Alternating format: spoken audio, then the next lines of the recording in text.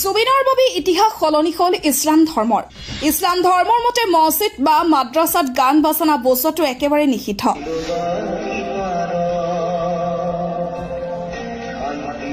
মছজিদ বা মাদ্ৰাছাত গান বা মিউজিক বজাব নোৱাৰে এই বিষয় ইছলাম ধৰ্মৰ ধৰ্মীয় গ্ৰন্থ কুৰাণ আৰু হাদিছত স্পষ্ট লিখা আছে।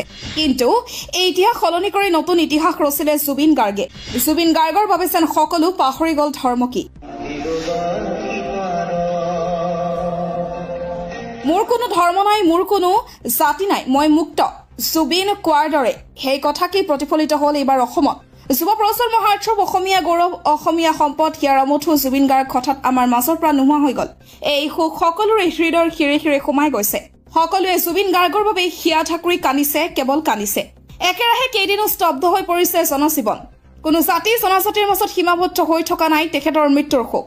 তেওঁৰ শোক বাছ বিচাৰ হোৱা নাই হিন্দু মুছলমানৰ। সকলোৰে প্ৰিয় আছিল আমাৰ জুবিন গাৰ্গ। এই শোকতে একুৰা জুই চলিছে মছজিদ মাদ্ৰাছাতো।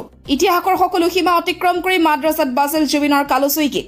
জুবিনৰ ঘৰত পাঠ কৰা হ'ল কুৰাণ।